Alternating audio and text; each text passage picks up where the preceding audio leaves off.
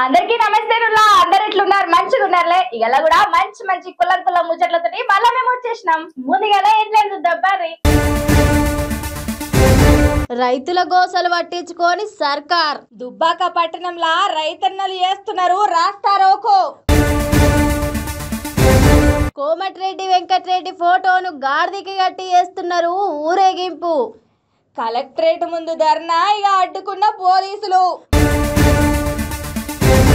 గురుకులాలను గాలికిల్చి పెట్టిన రేవంత్ రెడ్డి మా పరిస్థితి దరిద్రంగా మారిందంటూ పిల్లలు ఆగ్రహం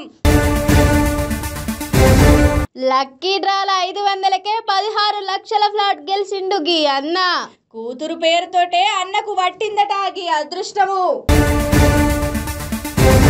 దేశానికి ఇద్దరు హీరోలు ఎవరో చెప్పు ఇంకెవరు మన పాన్ ఇండియా స్టార్లు బాహుబలి ప్రభాస్ పుష్పరాజ్ నీ మట్టి బుర్ర వాళ్ళు రియల్ హీరోలు నేను అడిగేది రియల్ హీరోల గురించి అత్త చెప్పు మరి దేశానికి ఇద్దరు హీరోలు ఒకటి కిసాన్ రెండు జవాన్ అవును ఒకరు కడుపు నింపితే ఇంకోళ్ళు కంటికి రెప్పలా కాపాడుకుంటారు అందరికి అన్నం పెట్టే రైతన్నను జై కొడితే సరిపోతుంది వాళ్ళని ఆదుకోవాలి వాళ్ళని కాపాడుకుంటేనే కదా మనకింత బువ్వ దొరికేది అవును మనం ఎన్ని ముచ్చట్లు చెప్పినా ఎన్ని వార్తలు చూపించినా వాళ్ళ కష్టాలు తీరుతాయారా వాళ్ళ గోసలు చూడోసారి సిద్దిపేట జిల్లా దుబ్బాక పట్టణంలో రైతులు రాస్తారోకో చేపట్టిరు తుఫాను ప్రభావంతో గత వారం రోజుల నుంచి కొనుగోలు కేంద్రంలో ధాన్యం తడిచిపోయిందని అధికారులు పట్టించుకుంటలేరని ఆవేదన వ్యక్తం చేసిరు తడిసిన ధాన్యాన్ని వెంటనే కొనుగోలు చేయాలని డిమాండ్ చేస్తున్నారట అధికారులు తడిసిన ధాన్యాన్ని కొనుగోలు చేస్తామని తూతు మంత్రంగా చెప్పుకుంటా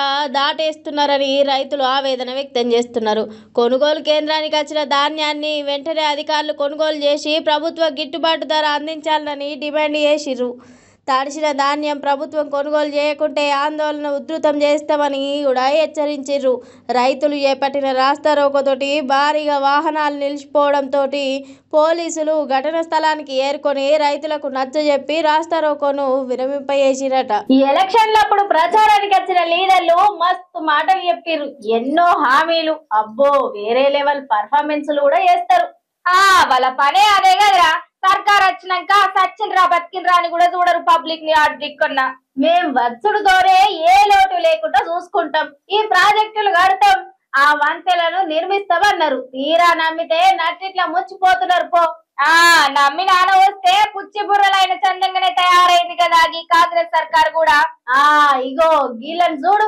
జనగామ జిల్లా చీటకోడూరు గానుగుపహడ్ గ్రామం వంతెన 2 ఏళ్ల కింద పోయిందట 2 ఏళ్ళు అవుతున్నా సర్కార్ అటు దిక్కు కూడా చూస్తలేదట గదికే గా ఊళ్ళో మంత్రి కోమటిరెడ్డి సార్ని ఫోటోలు గాడిద కట్టి పెట్టి నిరసన తెలిపిండ్రు ఇగో పోలీసులు వచ్చి అడుగుతున్నారు గా ముచ్చట చూద్దాంపా జనగామ జిల్లా చీటకోడూరు గానుగుప్పహాడు గ్రామంలో వంతెనలు 2 ఏళ్ల కింద కూలిపోయినా ఇప్పటిదాకా పట్టించుకుంటలేదట ప్రభుత్వం వంతెనలను వెంటనే నిర్మించాలని డిమాండ్ చేసుకుంటా గాడిదకి మంత్రి కోమటిరెడ్డి వెంకటరెడ్డి సార్ ఫోటోలు అంటించి జనగామ పట్టణంలో ఊరేగింపు చేసిర్రిగా చీటకోడూరు గానుగుప్పహాడు గ్రామ ప్రజలంతా ఇక కలెక్టరేట్ ముందు ధర్నా చేస్తే పోలీసులు పోయి అడ్డుకున్నారట ఊదుగాలది పీర్లేవది మాటల కోటలు దాటుతాయి ఈ సర్కార్ మాటలు పనులు కూడా గట్లే ఉన్నాయి ఏమైంది సర్కార్ మీద ఎందుకు పడ్డావు ఇప్పుడు అరే మన ముఖ్యమంత్రి ఏం చెప్తాడు విద్యనే ప్రామాణికం మా సర్కార్ కి అని చెప్తాడు కదా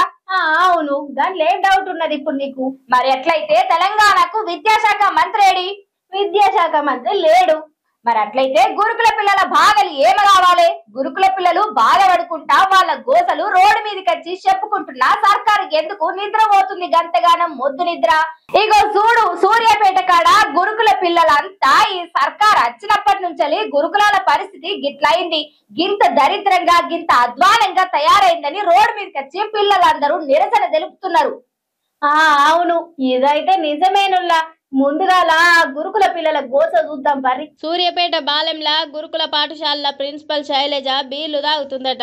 ఆమె నా నుంచి మా గురుకుల పాఠశాలకు ట్రాన్స్ఫర్ చేసిర్రు. శైలజ మేడంకు పై అధికారుల నుంచి సపోర్ట్ ఉంది. దాంతో ఆమె మా దగ్గర పరీక్ష ఫీజులు అనుకుంటా 10,000 దాకా వసూలు చేస్తుంది. కిచెన్ల సామాన్లన్నీ ఎత్తుకపోతుంది. నన్ను ఎవరేం చేయలేరు అనుకుంటా మా మీద ప్రతాపం చూపిస్తుంది. ఈ ప్రిన్సిపల్ మేడంను వెంటనే సస్పెండ్ చేయాలనుకుంటా నాగర్ కర్నూలు గురుకుల విద్యార్థినులు ఆందోళన ఎత్తురు. ఈ కాంగ్రెస్ ప్రభుత్వం వచ్చినప్పటి నుంచి మా గురుకుల పాఠశాలలు దరిద్రంగా అయినాయి. ఇంకా మా చదువులు కూడా అద్మానంగా మారినాయి. ఈ మేడంను తీసేయాలనుకుంటా ఆగ్రహం వ్యక్తం చేస్తురు గురుకులాల విద్యార్థినులు. కార్తీక మాసం ఎప్పుడైపోతుందిరా? అయ్యో మొన్ననే కదా మొదలైంది. అయినా ఎందుకు అడుగుతున్నావు? నువ్వేమైనా పూజలు చేసేదాని ఉన్నదా? అయ్యో నువ్వే పెద్ద భక్తురాలు.